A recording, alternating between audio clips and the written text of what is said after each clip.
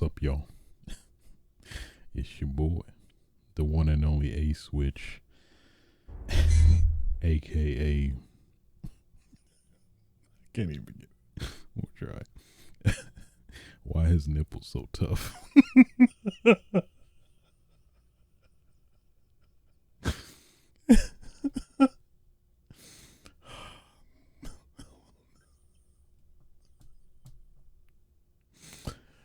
aka oh man, aka it's taking me out. It shouldn't, what it really is.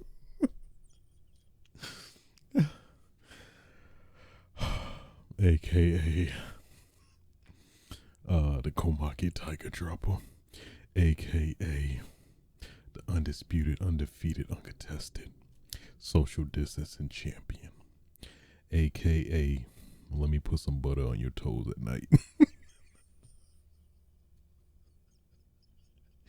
I'm sorry. Oh man, aka the Nigga Lip Master, bringing you yet another episode of Switches Sites. Episode, damn, I lost track. 122, 122. Uno dos tos. That's not how you say it, but you know what? I'm gonna keep it that way. Yeah. So for those that don't know, Switches Sites podcast is a video game podcast solely done by myself, A Switch, where I talk about just that. Today's date is September. I don't know why that's. I'm in a giggly mood. September 23rd, 2021. The world is horrible. I mean, day 3,278 update. The day today is still horrible.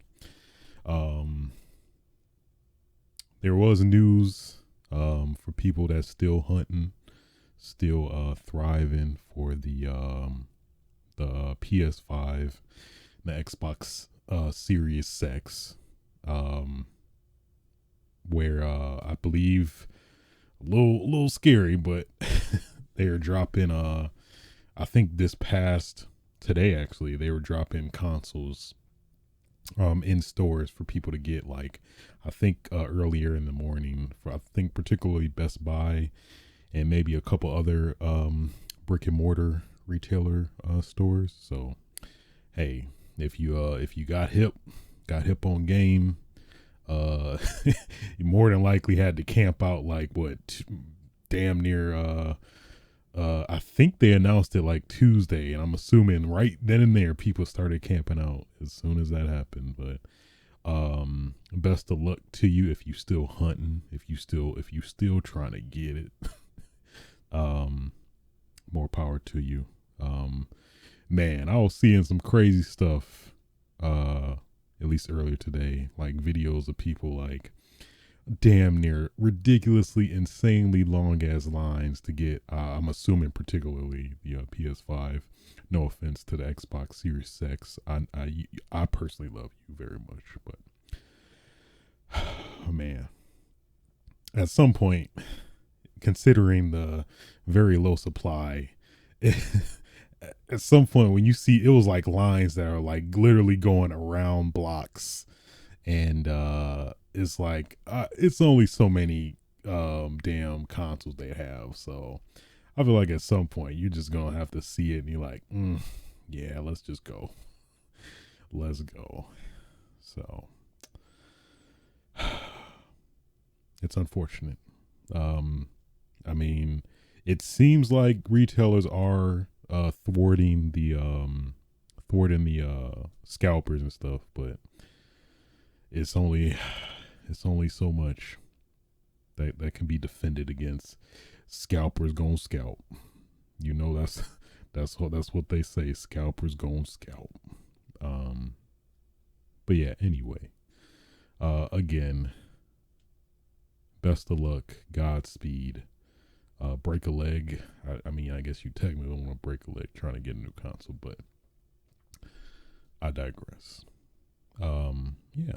So at least for this week's episode, this is probably going to be maybe a pretty potentially shorter one, considering the main focus will be, of course, the Nintendo Direct that popped off.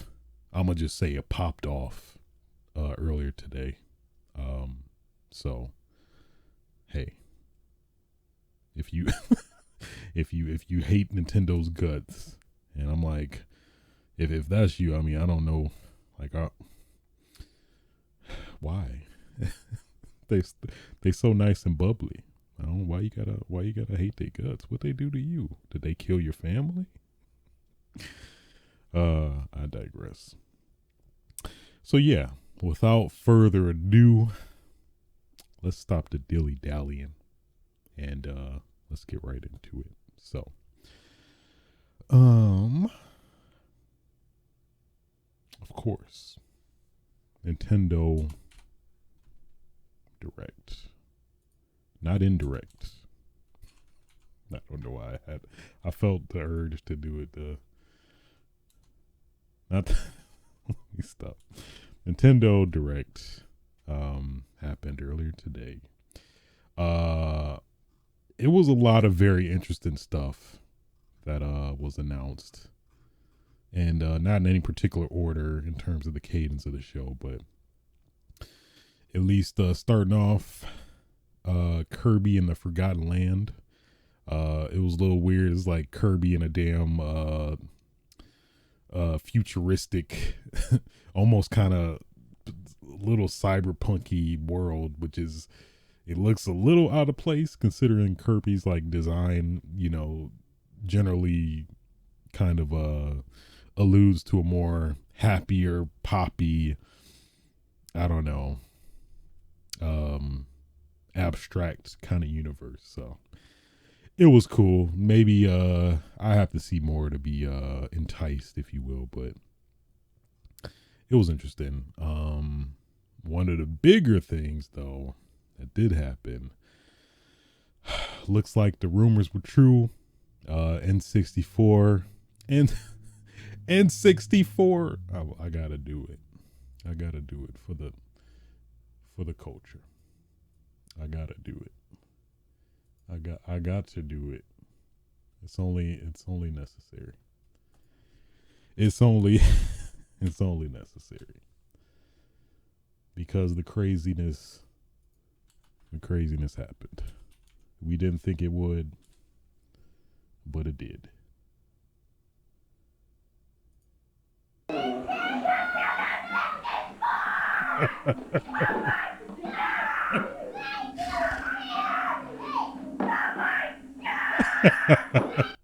Oh, that kills me every time. Yeah, man. I wonder what he's doing right now. Nintendo 64 kid. What is he up to now?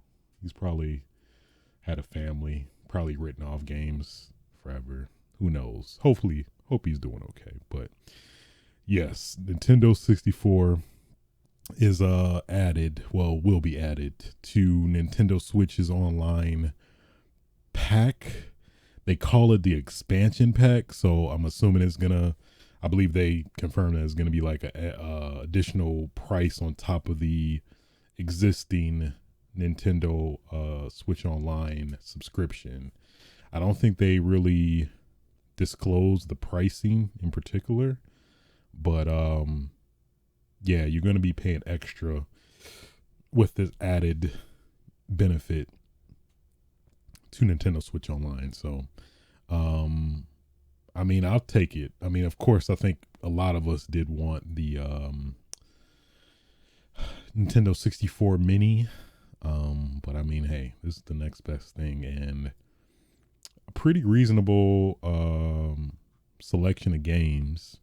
You got Banjo-Kazooie, so you know, Microsoft and Nintendo must have bumped some elbows together after that whole deal with Banjo being in Smash. So you have that. Pokemon Snap, Legend of Zelda Majora's Mask. What? Kirby 64, The Crystal Shards. Mario Golf, Paper Mario, F-Zero X. Or these are the future games, actually. These are the games coming in the future, but where is it? Servers also get more. Yeah, those are the future games, actually. My mistake. At least the initial launch lineup for N64 games is Super Mario 64, Legend of Zelda Ocarina of Time, Mario Kart 64, Star Fox 64, Sin and Punishment, Dr. Mario 64, Mario Tennis 64, Wing Back 64. Just Wing Back. Unfortunately, no 64. And Yoshi's Story.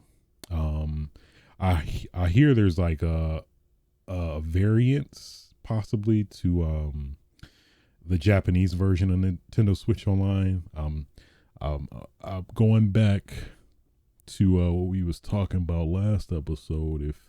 If you happen to get another account,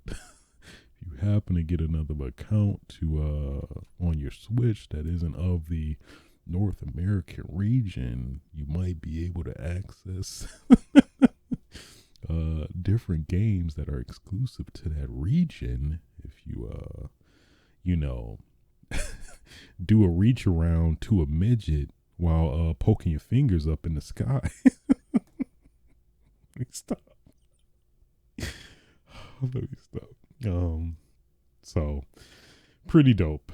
And then pretty surprising to me, I was not expecting this at all. The fucking Sega Genesis also is going to be included with this quote unquote expansion pack where all of their, famous titles, Sonic the Hedgehog 2, Streets of Rage 2, come on, Echo the Dolphin, Castlevania Bloodlines, Contra Hardcore. What? I'm hyping this up way more than I should, but Dr. Robotnik's Mean Bean Green Machine. I wanted to finish it, but Golden Axe, Gunstar Heroes, Musha, Phantasy Star 4, Rise Star, Shining Force. That is a wonderful game. Shinobi 3, Strider. It's crazy. That's crazy. It's so weird still. Like, at least me personally, growing up during the infamous rivalry between the Super Nintendo and the Sega Genesis, having them like literally butt heads going at the throats. Genesis does what Nintendo don't, and now like literally a Sega Genesis is, its whole platform more or less is under Nintendo. It's so hard to fathom now, but it's like a reality, man. It is crazy.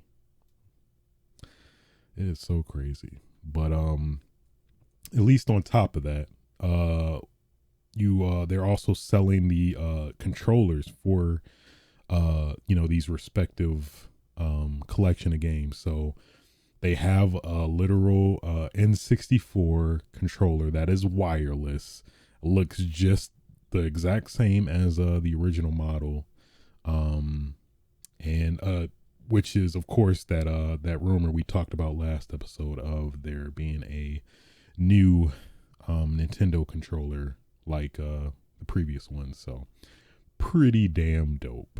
And then also the Sega Genesis has its own one. A little bit of a bummer that it has the initial 3-button Sega Genesis controller. Kind of would have liked to have the revised model that has the 6 buttons instead of the standard 3-button controller, but it's fine. It's fine. And then of course, I think it's Retro 8-bit or Retrobit that makes the Sega Genesis controllers that you can connect to your Switch as well. So you could still get that Sega Genesis. I gotta do it. Sega Genesis experience with,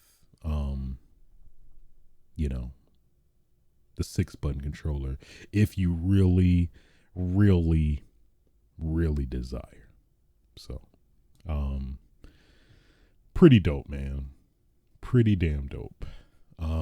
It's funny, a lot of these I missed out on.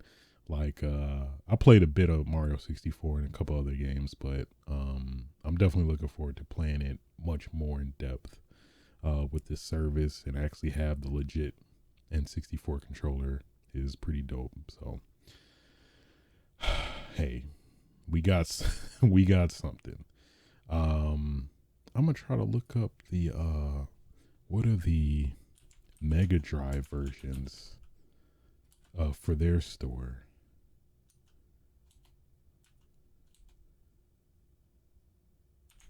Mega Drive, Nintendo Online.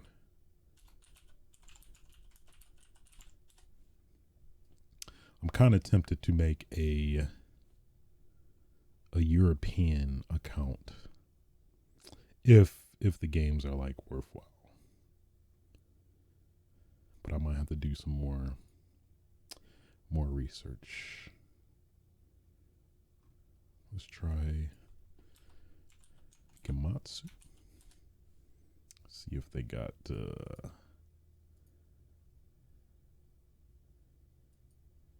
do they announce the actual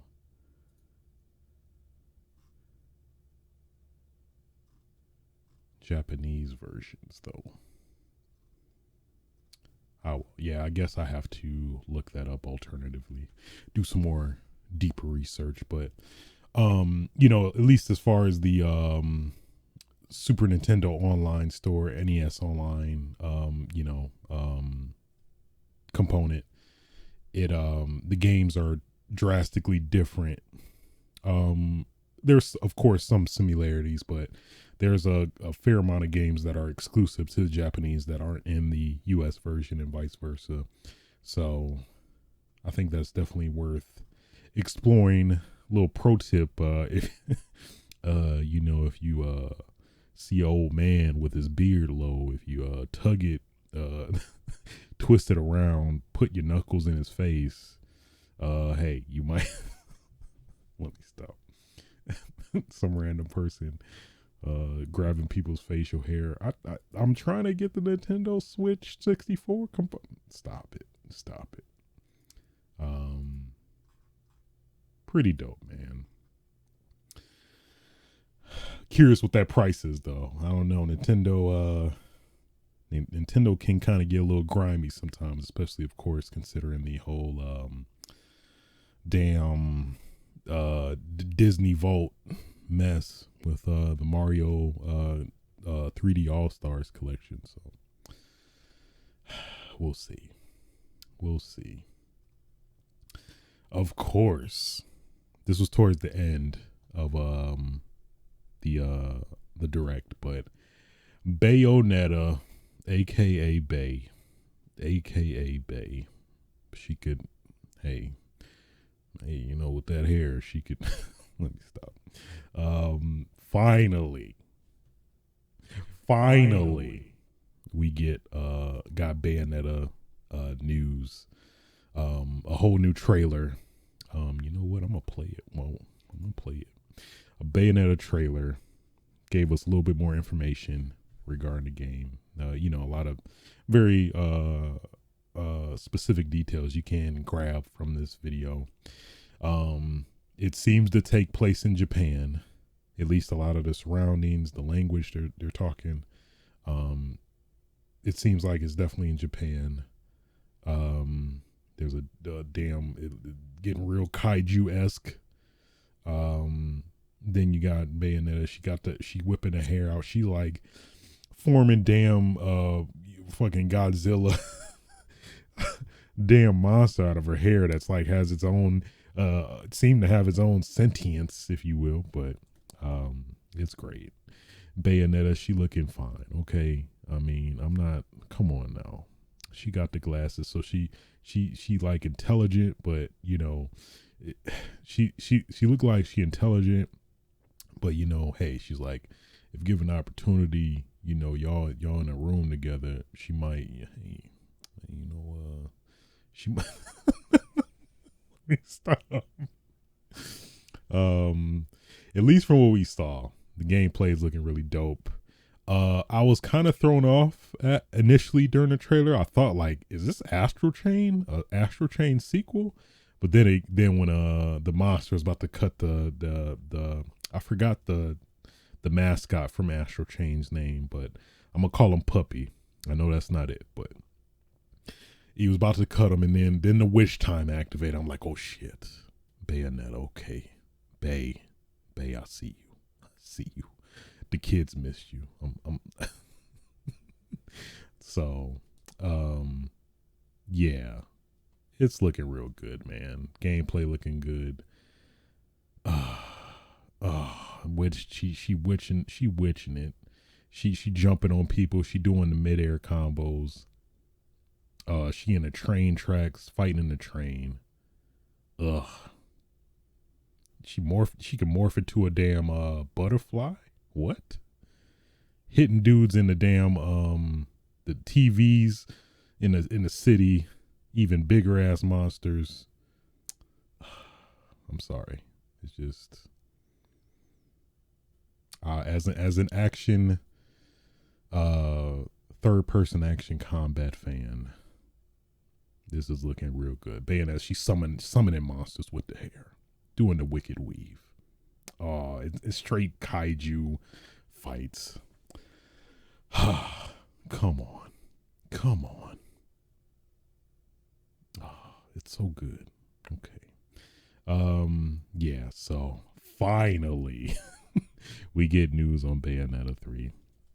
They announced a release date to be well, they didn't give us a release date. They gave us a year. So 2022 is at least the projected release. Man, 2022 is about to be ridiculous, and just in terms of just the absurd amount of games coming out, man. It's kind of scary, to be honest. It's a little terrifying. But hey, take it one day at a time. Priorities, of course.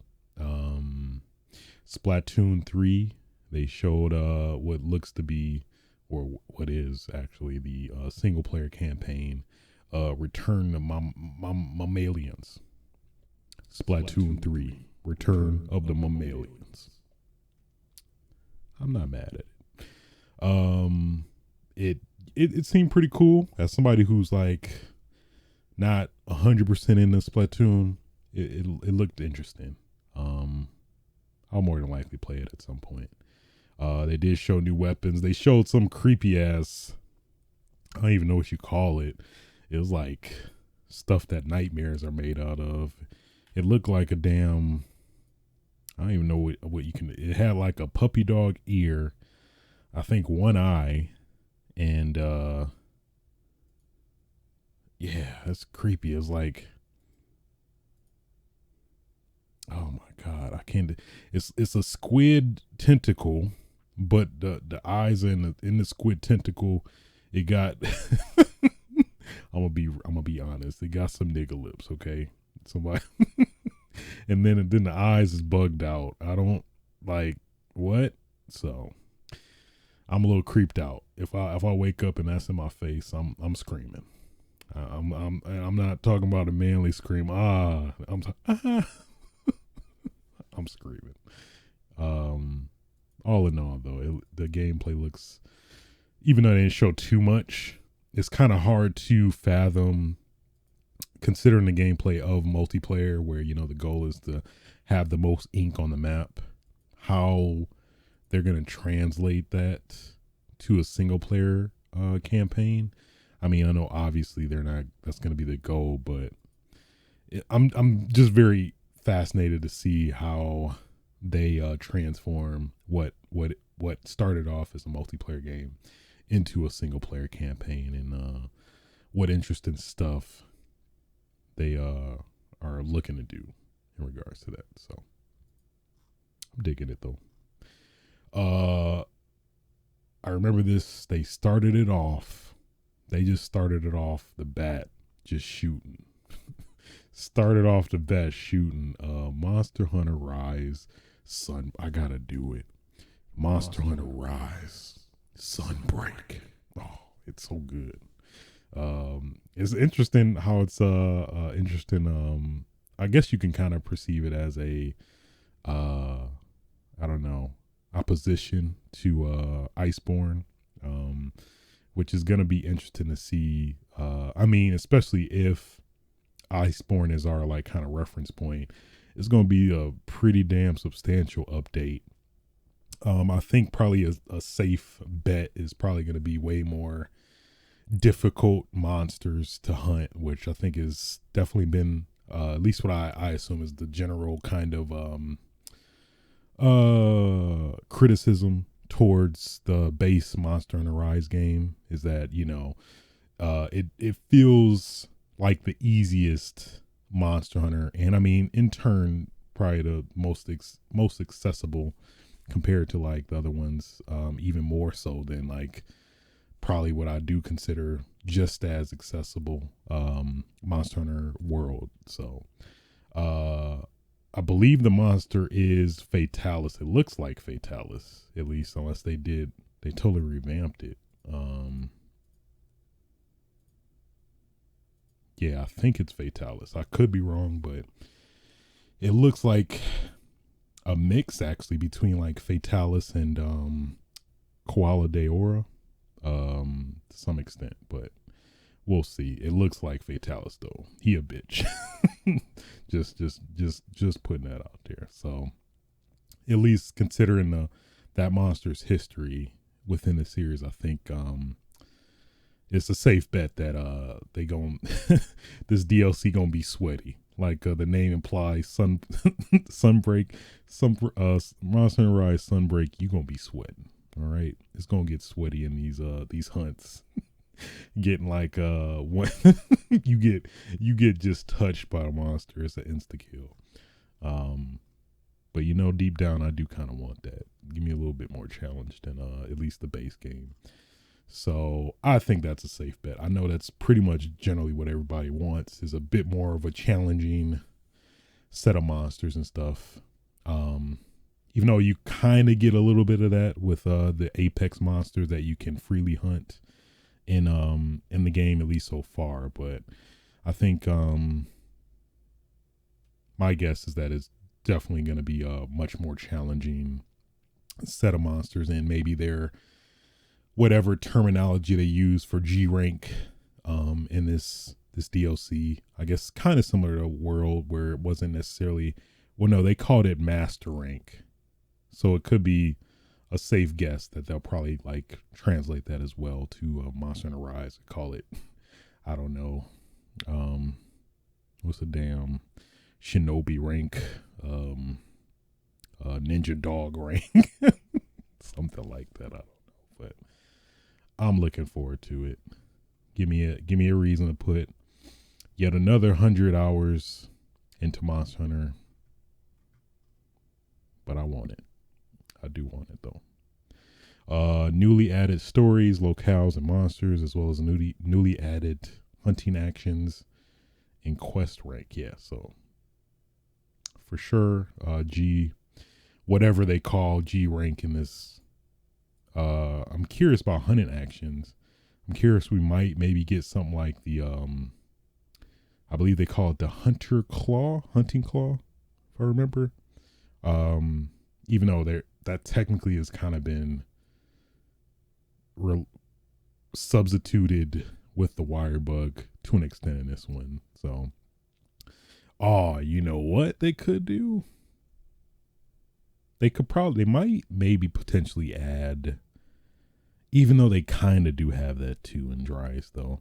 I was gonna say Hunter Arts, but they kind of do have that with the wire bug mechanic as well. So can't even say that. So pretty interested to see what they mean by hunting actions. I'll assume maybe just more customization options for the wire bug, where at least in Rise you can customize your wire bug actions for each weapon set. Um, one thing I think they're probably gonna save this for like whatever Monster Hunter is it tech would this technically be the next one technically be 6, I think. Yeah, whatever the next Monster Hunter game, which I guess potentially more than likely would be like Monster Hunter World 2 or whatever they maybe decide to call it alternatively, but have a new weapon. It's been I think it's time for us to have a new weapon. I need some tonfas. I need a stat. Well, they kind of got that with the wire bug. I forgot what they call it. They do have a staff like weapon, but let's get some tonfas in there. You could do just get some. I don't know why I want tonfas, but okay. Tonfas are very underrated weapons. I've seen in majority of the games. It's not too many games where I see tonfas. I know to some extent in some of the Monster Hunters games, at least, that they make the weapons look like a tonfa in some cases, but you're actually using them as a dual swords or something like that. But it's time to give tonfas their due in a Monster Hunter game. I'm just shooting off the cuff at this point, but I don't know, maybe some cool mechanic where you can throw tonfas at the monsters, and maybe there's a lot of flexibility and creativity with that, like throwing tonfas, and maybe it's doing damage per second, and then you can do a different set of actions while the tonfas are out or something like that. I think that would be that'd be pretty dope. I don't think we have anything like that where you can throw a weapon on a monster and have it come back to you after a period of time. I guess I assume there's understandable like issues of what if the monster leaves the locale or area or something like that. But I think they could work around it. It just teleports back to you or something like that. But I'm gonna call it right now. The next new weapon, whether it be in Rise, Sunbreak, or the next Monster Hunter, has got to be tonfas. I'm gonna call it right now. We need give us the tonfas. We need them. That the police they fine. Don't just we need the tonfas. All right, we need some new weapons to mix up the gameplay for Monster Hunter Rise, or whatever the next Monster Hunter is. But it's time. When was the last time we got a brand new weapon? I think it was it was I don't think it was 4. Maybe 3. I think Try. Was it Try we had a new weapon? Damn it. It was either Try or... Now I'm curious. When was the last last new weapon?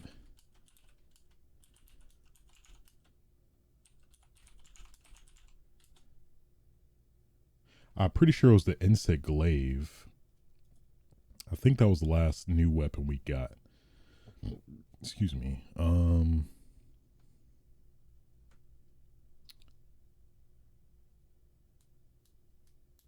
Yeah, I think it was the insect glaive.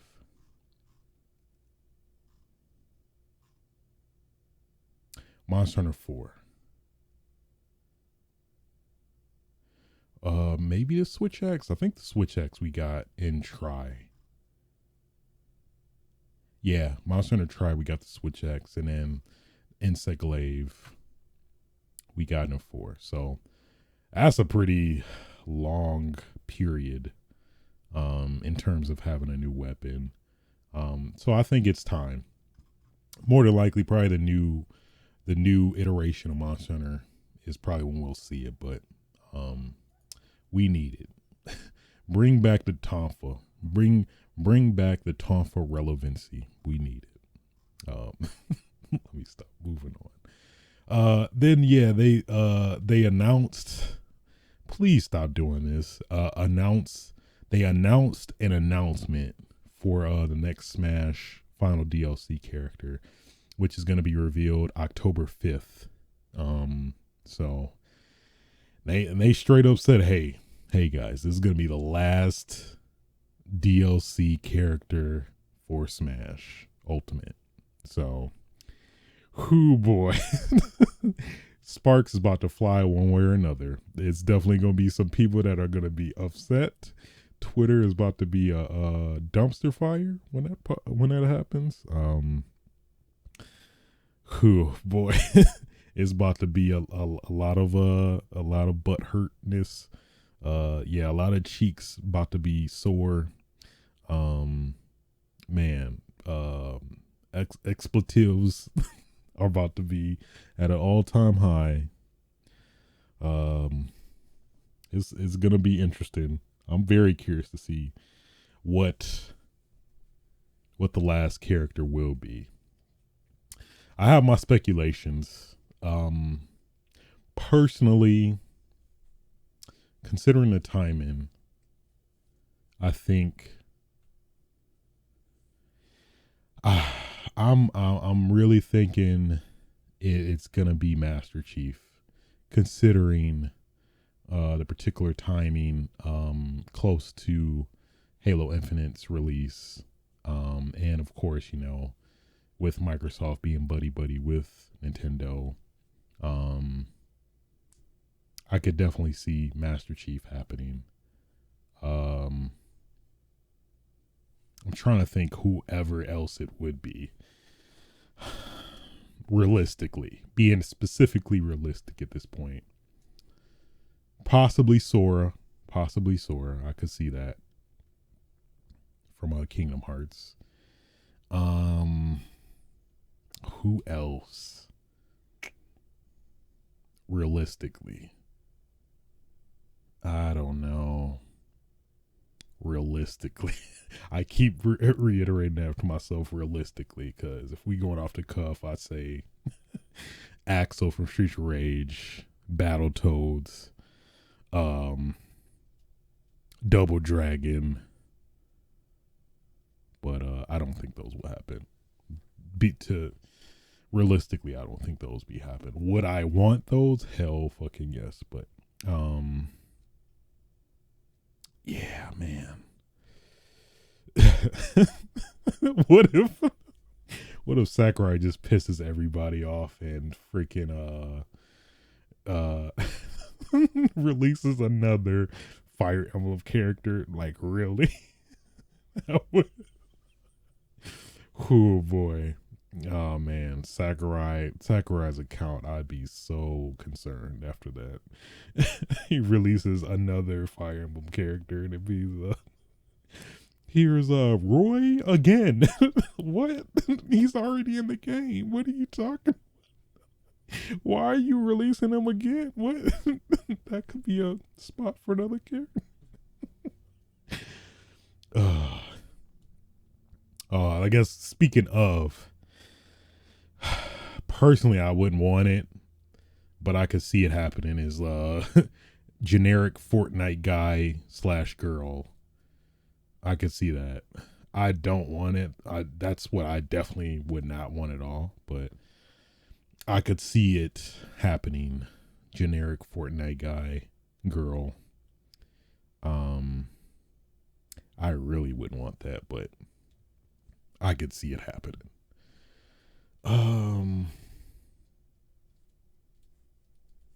Yeah, I guess that's really top candidates. I mean, if we being real unrealistic though, I mean, if they put Goku in there, I mean, I'd be very surprised, but I don't see that happening either. That'd be crazy though. Freaking the internet will blow up if that happened. The last character, man. You have to go out on a bang for sure. Yeah, you'd have to go out on a immaculate, spectacular bang for the last character.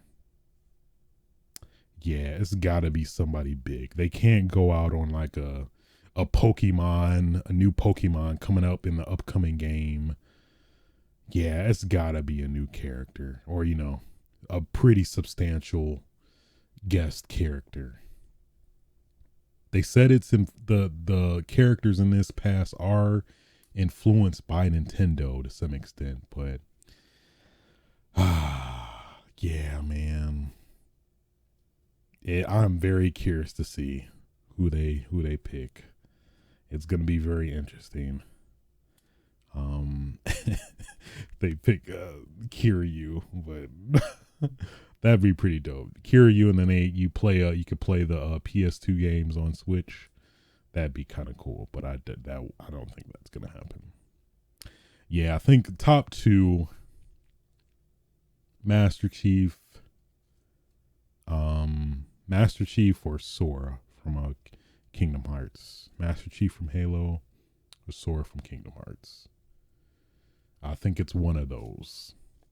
And I guess as well as a generic generic Fortnite guy / girl. That's what their name the name should be. The announcer. Generic Fortnite guy. Generic Fortnite girl. Oh, that would piss me off if I heard that every time. But hey, it's possible, man. It's possible. They have to go out on a bang, man.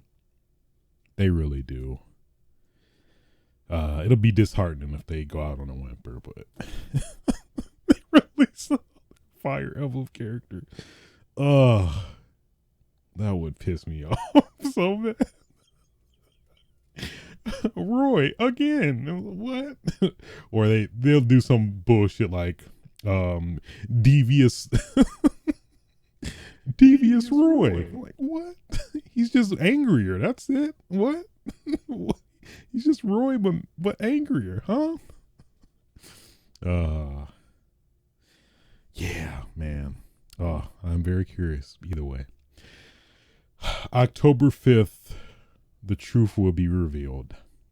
And a lot of people are going to be hurt either way. It doesn't matter who they pick at this point, but Animal Crossing also announced some new DLC or content being involved in the game. It seems to involve the museum. I'm guessing at least what they allude to in the trailer, like an expansion to the museum to some extent. So they're going to have their own direct in October as well. Specifically going over the new additions to that aspect as well. So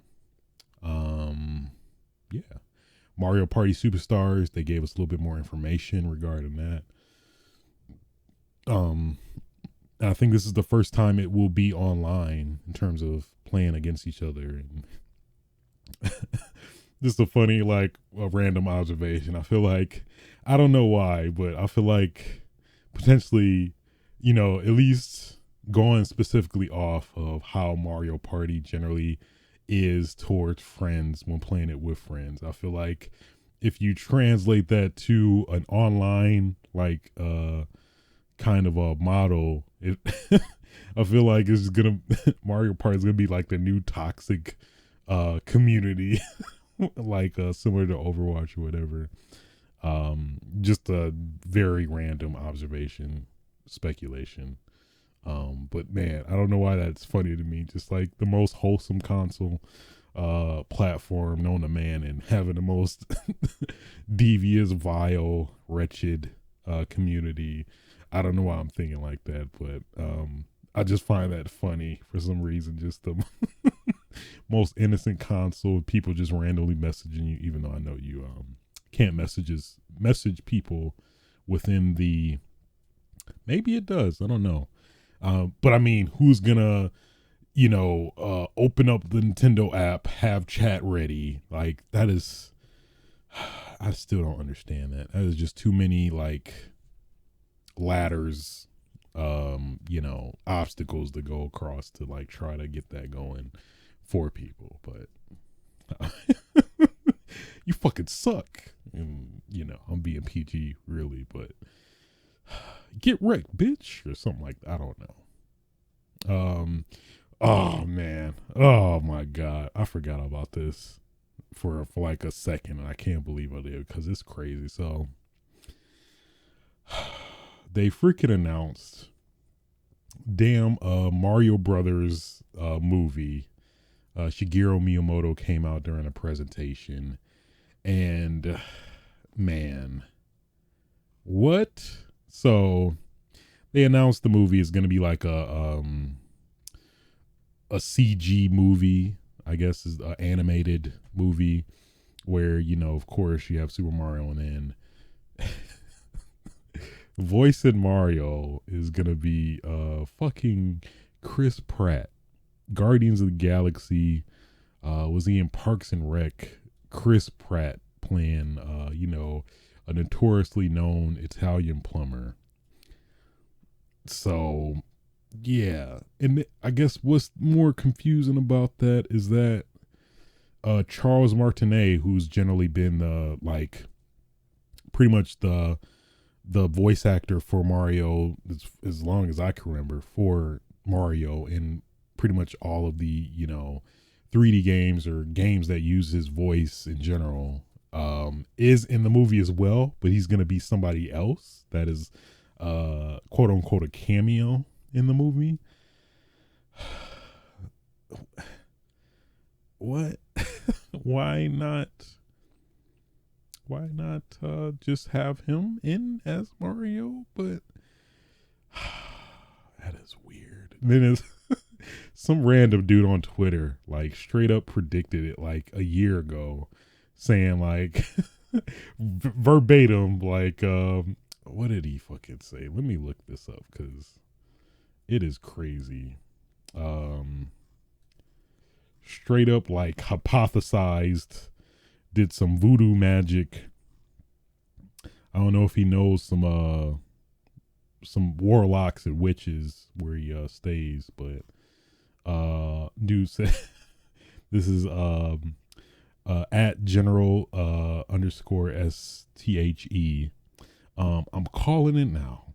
The Mario Brothers movie will not have Charles Martinet, the person who plays Mario previously, play Mario for no reason and cast someone like Chris Pratt.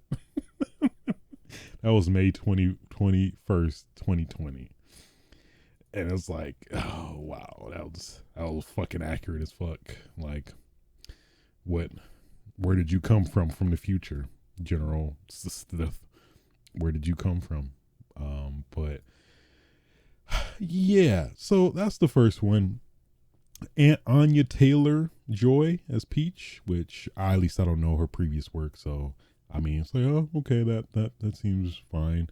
Charlie Day as Luigi, which I'm trying to see if I'm familiar with what he does. Let me get a refresher what he looks. Charlie Day, I'm not too familiar with what stuff he's done in particular, but I mean,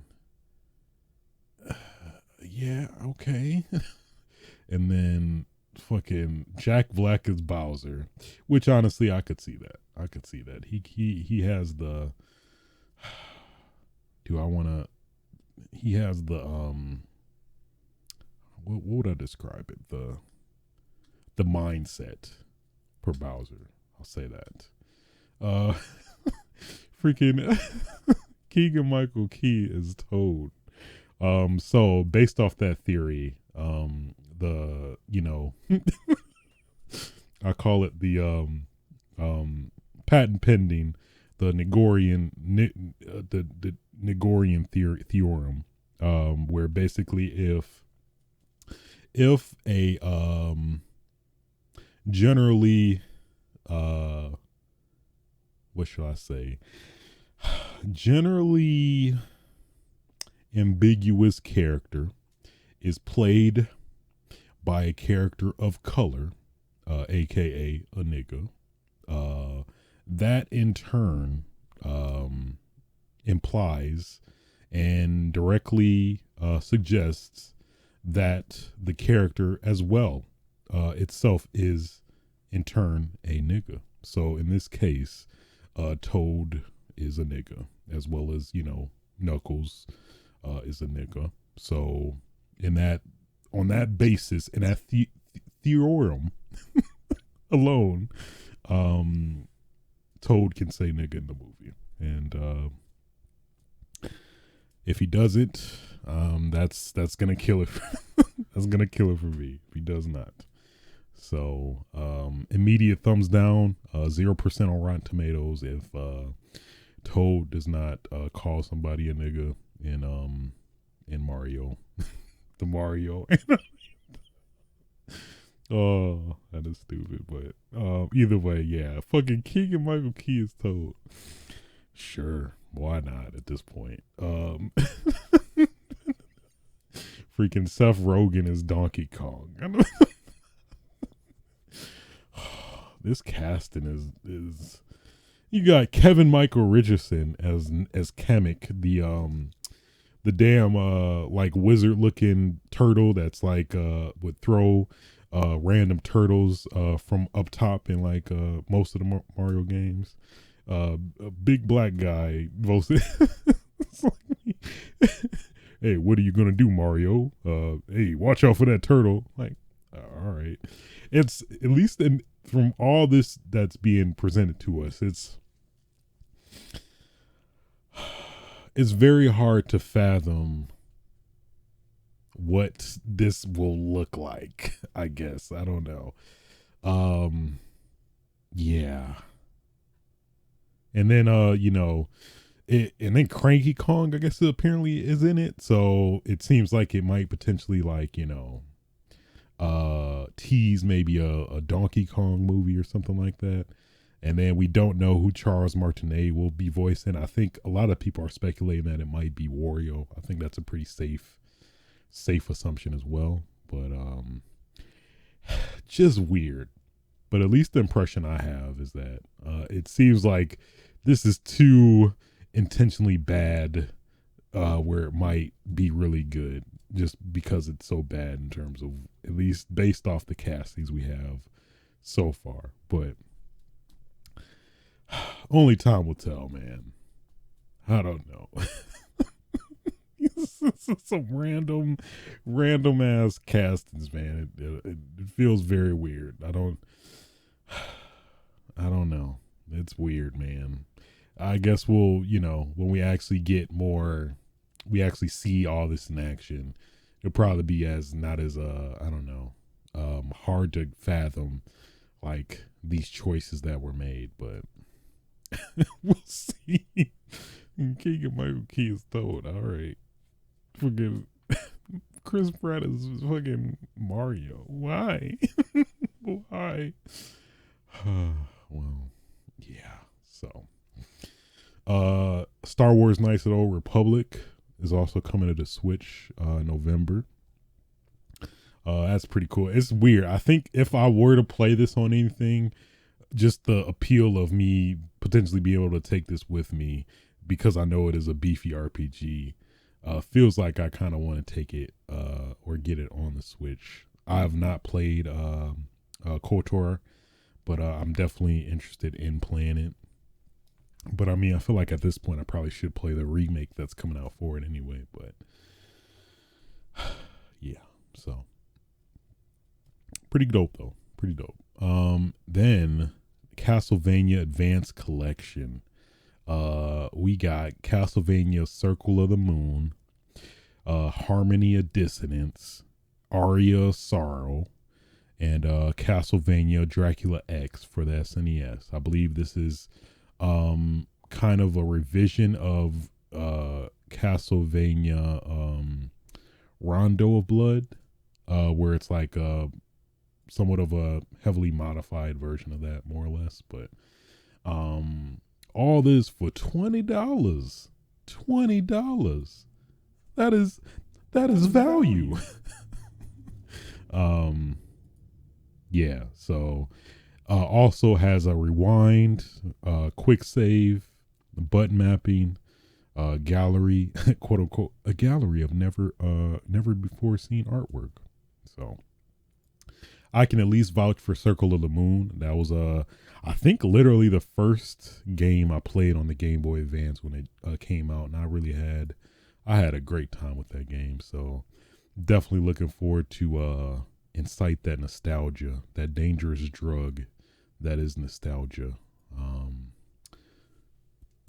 tapping my vein because I want it in there. I'm tapping my vein because I want it in there. But I'm definitely interested to dig into the other ones I missed out on.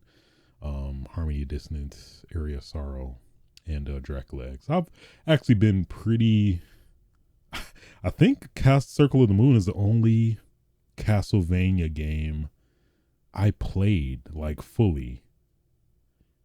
Yeah, I'm showing my inadequacy of being a Castlevania hardcore fan, but I mean, I like the Netflix show. I thought it was really good. I played Circle of the Moon for the GBA. I thought it was really good. So at some point I'll catch up on all of the Castlevanias, but pretty dope. Pretty dope. I had to make a funny observation. So pretty much on a video game enthusiast forum, if you ask, it's basically you might as well say the N-word to black people if you say is the game can you stretch the aspect ratio to 16:9? I put the prefix up. Please don't hurt me. I heard the random you need to get out. So yeah, I got a little I got shamed for that. So if you do ever venture into a forum of a video game enthusiast, don't ask if you could stretch the aspect ratio outside of what the intentional ratio of the game is to 16:9. That will what one of the people in the thread joked about, that'll get you stabbed around here, bruh. That's what he said basically. Hey, you might get jumped for saying something. You might get jumped for saying something like that around here, boy. Don't even try it. Don't even try it, my boy. Don't even try it. I was like, oh shit, my bad. I'm new here. I didn't damn, fuck, sorry. So just a pro tip. ActRaiser Renaissance, which is a remaster version of the SNES game ActRaiser, which I'm familiar with, but I never really played it like that. But I hear it does have music created by Yuzo Koshiro, of course, who at least I definitely highly respect, based purely off the Streets of Rage series soundtrack, which I love and hold dear to my heart so much. He actually remixed a lot of these tracks that he originally produced for the game as well. So that alone is definitely making me very interested. I have to admit though, like graphically looking at the game, it looks very very rough. I don't know how to describe what this look is, but it's like if you had the old school Mortal Kombat character design look where, you know, they look like realistic like real people, but you know they're animated digitally. But at least in that case, think of that, but like unnecessary is probably the best way I can describe it. It just looks off. Yeah, for this type of game especially, I think it just it clashes too much in my opinion. But that's probably the only like downside I could see with this game. But I hear it's a good game in general. So I mean, for me, I'm not a huge graphical person. I'm not gonna say that it's not it's end all be all, but I mean it definitely is nice to have something to like look at pleasantly on a continuous basis. But yeah, I don't know how to describe it. It's like a like an old school 1990 cartoon, did 3D cartoon, but if it was translated to video game form, but it didn't really fully, you know, work. It's hard to describe. You have to see it for yourself, at least what I'm trying to describe. But I'm interested though. I'll probably give it a try. Project Triangle Project Triangle Strategy is now Triangle Strategy. I'm pretty surprised they actually went with the title, because it seemed like a title that like was just, you know, very placeholdery, but it seems like they are they're claiming it. So that is the RPG made by the same people that made Octopath Traveler, I believe. So looks pretty cool. I don't know if I'll find the time to play it, but it looks very interesting. Metroid Dread gave us a little bit more story behind the game. Looks pretty damn dope. You know, of course, I'm shocker. Samus Aran is going to a planet. I know it's hard to fathom, but if you were worried, if you were one of the people that worried, will Samus explore a planet from her ship? Hey, calm your jets, buddy. It's okay. It's true. Oh God. Oh, thanks. Oh, so the gameplay looks dope. It seems to have, again, a lot of the elements from the game I haven't played, but I've seen gameplay of. Metroid Samus Returns. I think it's the remake of Metroid 2 for the Game Boy. I might be wrong on that, but yeah, looking good. Looking real good. Looking delicious even. I'll even go further. Looking delicious. Looking delicious. And from the developer of the Nier series, Yoko Taro is basically making a card RPG, Voice of Cards, for the Switch that's coming out this October. At least initially, I don't know. Cards just don't do it for me, but who knows? Maybe this might come out of nowhere and, oh my God, this is the best card game ever. You know, hey, give them the benefit of the doubt. It might be worthwhile. Dying Light 2, Stay Human, cloud version. It's weird. It's like they're like, they seem to be compensating by having a cloud version, because it's like the Switch is not powerful enough in this day and age for, you know, standard games. But it's weird, man, having the cloud version of games now, almost kind of like a standard, rather than, you know, having it fully run off the hardware. But I guess weirdly enough, it seems like the first game that's also coming to the Switch is gonna be, native to the hardware rather than, you know, being streamed to it like the sequel. So pretty weird, I have to say. But I mean, if it's gonna work, I mean, I guess.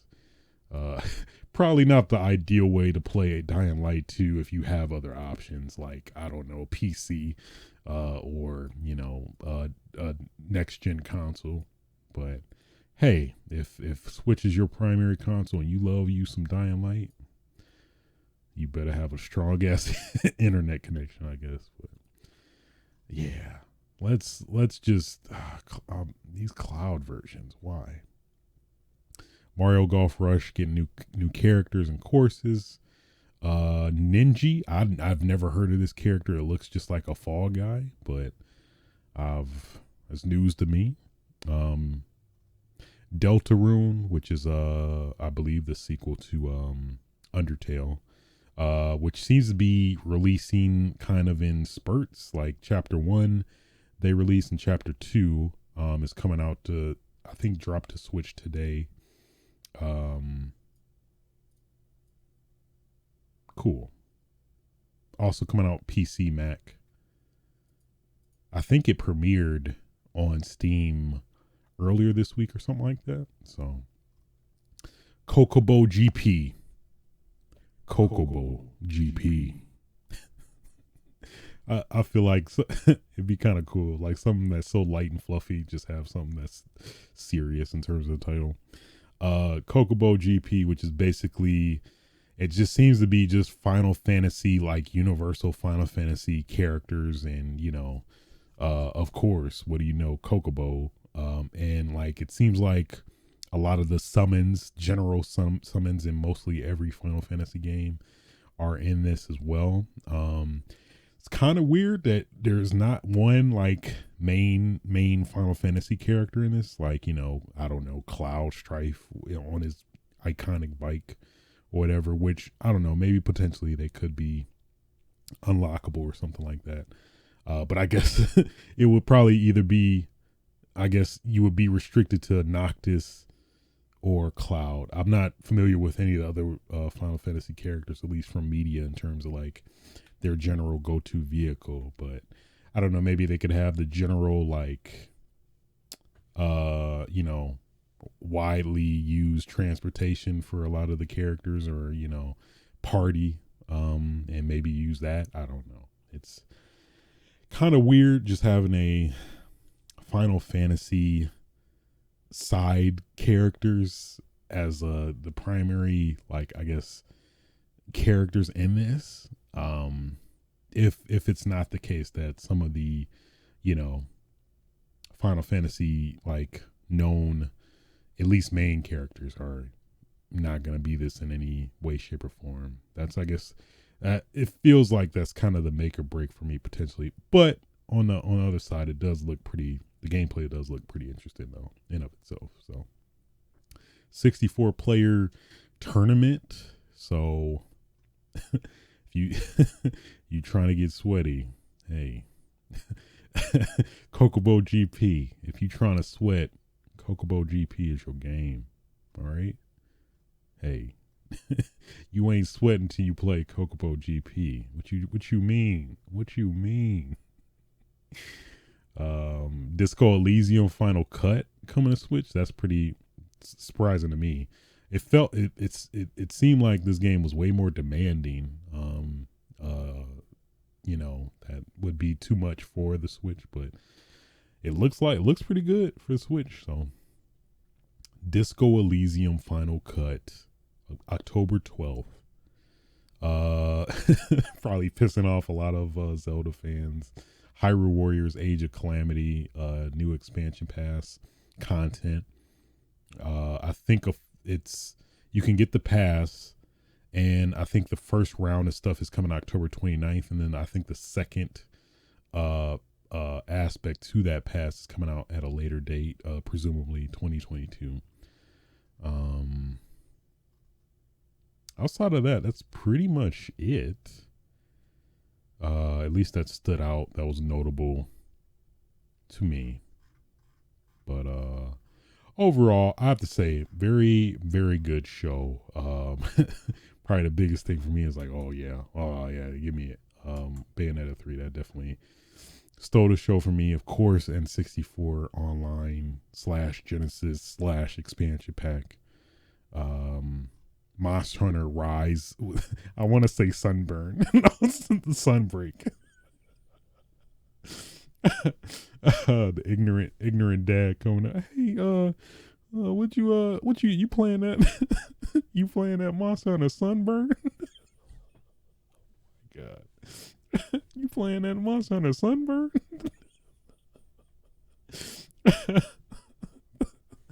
Oh, this damn stepdad that just is like, just going, just shut up, dad. You oh god, you playing that Monster Hunter Sunburn? That is taking me. Oh, it's good. It's good. Overall, I'll probably give it a, specifically because we got Bayonetta 3. That was the biggest thing for me. And at least everything else was very good too. Pretty decent, if at the least. Probably a B plus. Specifically because at least we didn't get like the announcement of the Smash character. And we did have a fair amount of announcements, which is, if you can avoid it, please don't. We're announcing that we're gonna announce. It's like, come on, man. So B plus. Solid B plus. I give it. So oh man.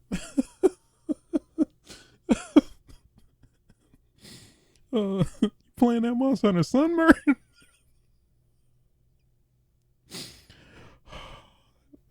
That is killing me. You playing that Monster Hunter Sunburn?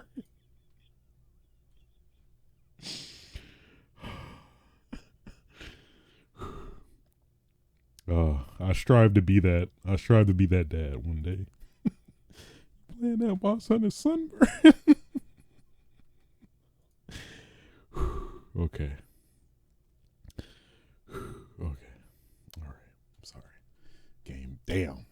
I went off on that segment. You know what? I guess it's good I did basically strictly leave it to the Nintendo Direct either way. So other tidbit, topic of discussion is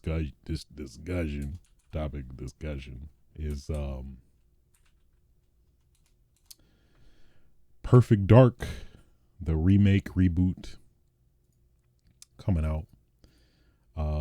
Well, we don't know when exactly, but at least it was announced today as well that the initiative, who is the developer currently with Perfect Dark, is actually teaming up with Crystal Dynamics as well to get some assistance on development of this game. And for those that don't know, Crystal Dynamics most notably are known for the Tomb Raider reboot series, Tomb Raider Rise of, I forgot the order.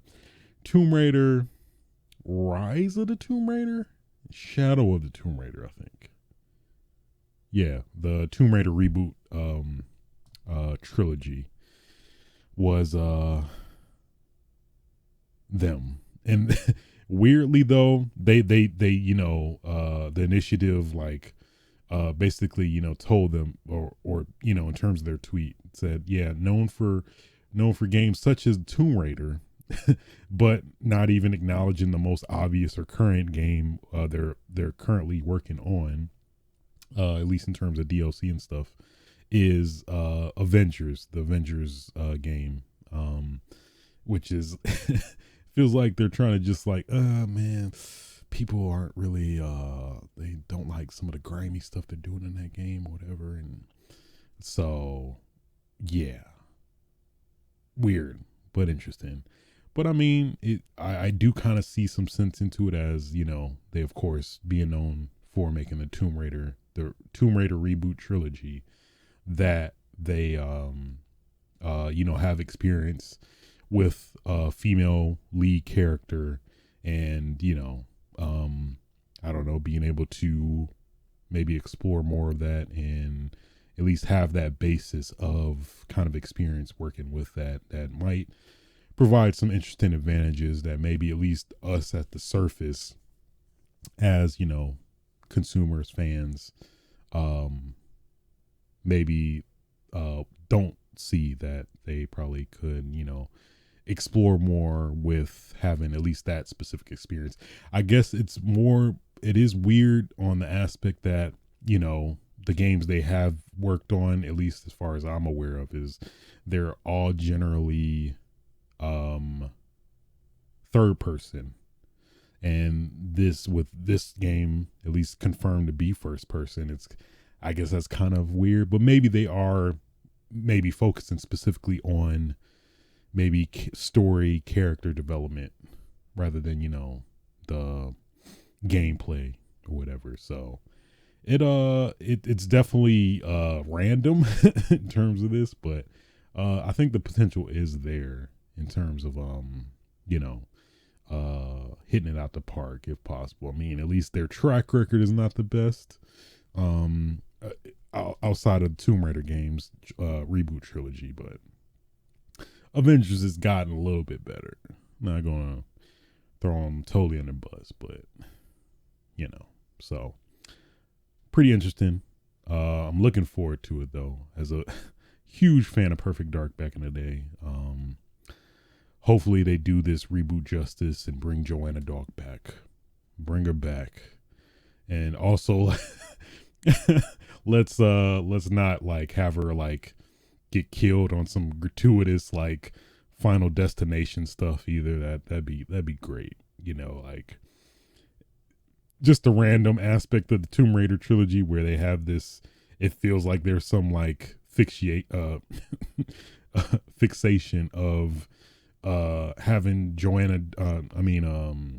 Laura Croft get killed in all these random just Final Destination ways, I guess is the way to explain it. Like, I guess for reference, like if you have, for those that aren't familiar with the Final Destination movies, where it's essentially pretty much a horror movie, but basically the universe is going to kill you, where you like a set amount of characters like escape their determined fate where they would die, otherwise die, but because of that and like the universe and how that causes a butterfly effect, is the plot of the movies generally is to the characters will be killed another way eventually, and it is the most random, like what most random off the wall, like, okay, I guess that would happen, sure, type stuff. So that's why at least I mentioned that. But yeah, as long as like Joanna Dark doesn't get randomly stabbed in the throat by like a damn branch or something like that. It's like, what? All right. Yeah, I'm fine. I'm fine with it. But at least if it happens, we know who to blame. Crystal Dynamics, what do you do? So, all in all, I'm looking forward to it. The potential is there at least. Hopefully they execute. And with all that said and done, that concludes the news for this week. Moving on to what I've been playing.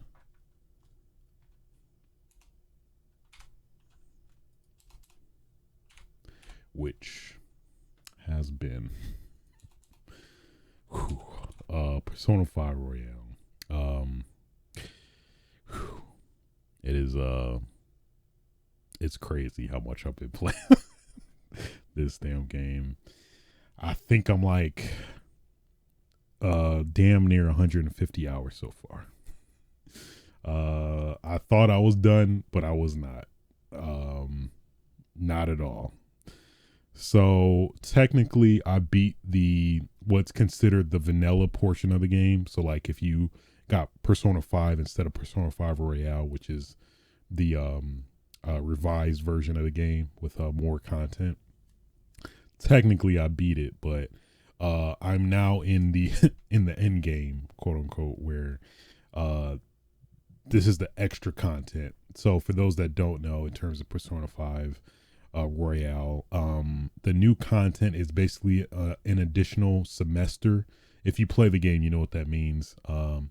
Where you have basically a whole new semester and a whole new palace out after the end of the vanilla game. And that's pretty much what I'm into now.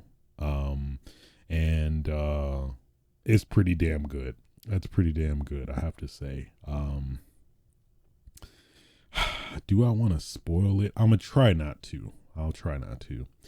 Um, yeah, in terms of the events of what happens in the vanilla version of the game, or the vanilla portion of the game, uh, some characters um end up being something that you didn't think they were, things like that.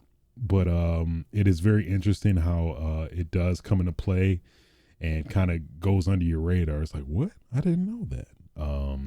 But yeah, it's really good though. It's really good, and also like a very at least so far interesting take on a lot of stuff that they do explore, that at least was kind of alluded to a little bit in the vanilla portion of the game, but it's very good. Very good, I have to say. I'm very much enjoying it. I'm not really sure how.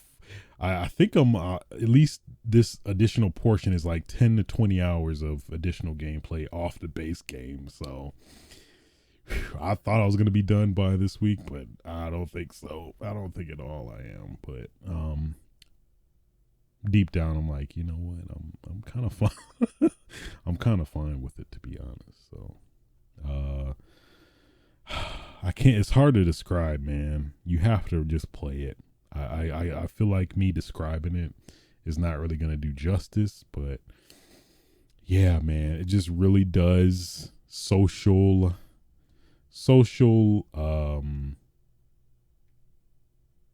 simulation very well, like very much a slice of life simulator. Basically, yes, slice of life simulator 2021. It feels like a lot, but then the other aspects, it is like traditional RPG combat, RPG turn-based combat, which is just as good and very like interesting and engaging, and keeps you on your toes. And on top of that, of course, the immaculate soundtrack that I'm just still enamored and obsessed by. It's so good. It's so good. I want more. I can't stop. I can't stop. It's kind of crazy, man. At least initially coming into it, I'm like, oh, okay, I guess it seems like it's okay. But then they keep throwing these new aspects and like upgrades and additions that just mixes up the game and keeps and maintains your interest. That, oh man, it is like, it's great. It's the only way I can describe it. It's really good. It's definitely, I'm pretty sure, gonna be like, yeah, by far top 5 RPGs of all time for sure. Yeah, man, it's great. Play Persona 5 Royale if you haven't. You won't be let down, man. It's really good. It's so good. It really is. Oh man, it's like it's making me want to play it right now. But yeah. Moving on. before I keep endlessly gushing. Also managed, while I was playing Persona 5, I managed to pry myself away and actually play the Call of Duty Vanguard beta before it ended. They extended it, I guess, due to a lot of issues. I think, in particular, with the Xbox Series X version, where it was having some weird graphical issues, which I guess in turn they extended the beta overall. So I was like, you know what? Let me get some time and see, get a fair shake of what the game is like, in comparison to previous games. At least from what I played maybe a good solid 3 to 4 hours, I think. and it is pretty good, I have to admit. I definitely like it more than Cold War.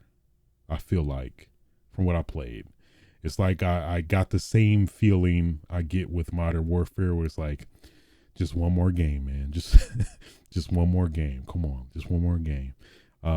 Which I never generally got that inkling with Cold War. Just something just felt off, and I couldn't explain it. But it does make sense because they are using the exact same engine that at least isn't as modified as the Cold War engine that is like, directly from Modern Warfare 2019.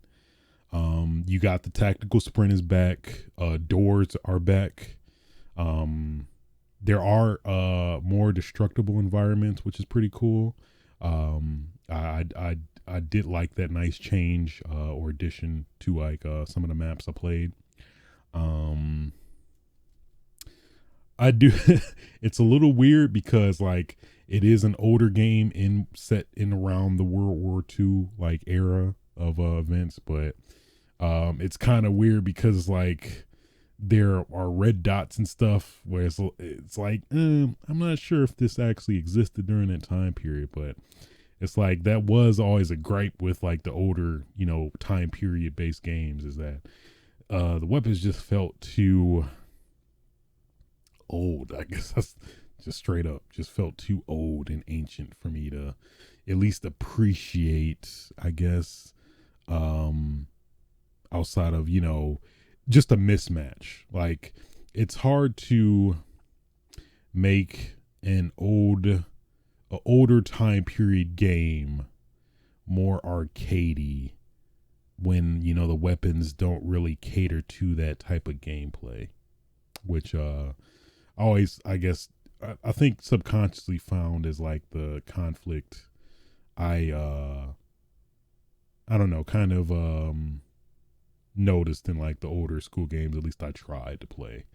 I guess the biggest reference is probably Call of Duty World War II, but at least now you have the older weapons with red dot sights and stuff, which is, it's fine for me. I mean, I it does make me enjoy the game more now that I can like use red dots, but in terms of historical accuracy, I'm not sure about that. But it's like, I mean, it's an arcadey, generally known arcadey game, so it's like, hey, if I'm shooting people and they die, I'm fine. I'm fine with it. So it's definitely a unique take that at least we haven't seen before, like older World War II based weapons with red dot sights is weird, but hey, I mean, I did enjoy it. So I don't know. My opinion has changed on Vanguard. Depending on other games and whatnot in terms of that time when it comes out, I'll see. Maybe I am now on more towards actually getting the game, so we'll see. We shall see. But all in all, I was surprised. The dog kill streaks are back. I unfortunately didn't get a chance to use it or get it in terms of earning it. Yeah, I'm interested. I'm interested either way. So all in all, that pretty much was all I've been playing. Pretty much the majority of that time was literally Persona. Yeah, so that concludes what I've been playing. Get in what I've been watching, which was what if this episode specifically was what if Thor the God of Thunder was a only child and not have the adopted brother Loki. It was okay. It was like I don't know how to describe it. It was very Ferris Bueller's Day Off meets whatever copy paste high school drama, but on a grander scale, I guess. You get a little bit of Looney Tunes, is it Wile E. Coyote and Speedy, Speedy something. You know what I'm talking about. It was weird and random. It felt like definitely way more than the other What If episodes for sure, but it was cool. It was not the best or strongest episode, but it was interesting to see. You see Thor be more how do I say, more playful, way less serious, and very man, how would I describe it? Very just risky, I guess. A bit of an asshole, a bit of a dude bro, definitely. Then his standard general, like, I guess universal character, but it was cool. You had Captain Marvel, I guess spoilers for this episode, Captain Marvel try to keep his ass in check, and then that all fighting ensues, straight up Dragon Ball Z fight. It seemed like where they fighting across universes and in space and across continents and shit. It was interesting. Yeah, outside of that, it was cool. You got some of the returning characters. You got a interesting, of course, as the series implies, interesting takes on what characters would be in a different light. But all in all, it was cool. I mean, the biggest, I guess, highlight was towards the end, which at least what suggests is if the episodes have continuity, I guess we'll have to find out come, the next season of this the series. So all in all, it was fine. It was fine. Wasn't the best. It was fine. Then watched The Walking Dead, of course. The show only two people two people in the world watch. I did The Walking Dead. This episode was about the character Aaron, and at least it mainly focused around his character and trying to salvage their previous community. I believe it's Hilltop. Was it Hilltop or Alexandria? I think they're based in Alexandria, and they're trying to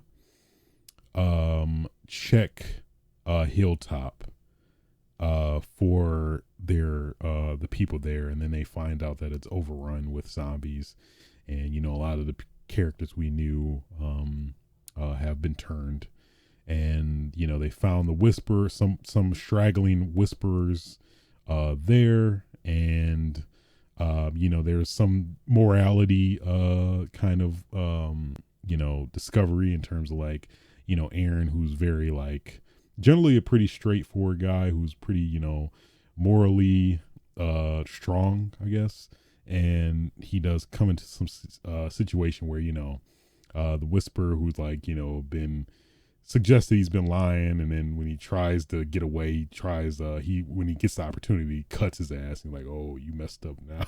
So then they he straight up tortures this one guy, one of the whisperers, former whisperers, and again, like, straddles that whole interesting, at least what I personally find interesting, like, dilemma of morality and like, are we any better than them if we're torturing people and stuff like that. So they definitely dabbled into it, and it was interesting seeing a character like Aaron, who's generally not really shown those characteristics, kind of have a moment of that, of acting out of his character, and basically had the zombie eat his munch on his hand, had him cut it off and cauterize it to prevent the spread, and they like let him go. He was like, yeah, all right, I messed up, but kind of feel like he's like validated about it. But yeah, then they revealed that what's her name, the deaf girl, the deaf actor, she's gonna play the one character in the upcoming Eternals movie. That she's actually alive, even though like it was suggested that she's dead or presumably dead in the episode from last season. But overall, it's pretty solid. Nothing too like crazy. But it was an interesting episode. I enjoyed it. Yeah. It's kind of crazy we haven't, I think in this season so far, a main character has not been killed, which is interesting. It's definitely a very drastic change of pace, considering the Walking Dead history. But I mean, it makes sense. It's been this is the 11th season where, they literally killed off so many characters or main characters, that it's going to be interesting. I think they did it intentionally to kind of give a state of, wow, nobody's not died. Okay, cool. And then right when our expectations are, oh shit, oh my God. So pretty cool. Hey, I'm probably only very few people that still watch Walking Dead, but hey, I do admit I still am enjoying it, even though partially there's some bias of zombie settings that I am admittedly enamored by. So yeah. Other than that pretty much is it for episode, what is it? Damn. 122 of Switches Sites. If you did like and appreciate the podcast, feel free to like, rate, and subscribe on your respective platforms. You can catch this podcast recorded live on Twitch TV/aswitch. You can also catch the archive of this podcast on youtube.com/aswitch. I've also been uploading a lot of my older videos I never got around to uploading, so making do what is due, making right what is right. I don't know. Till next time, y'all. Get your game on. Aw, yeah.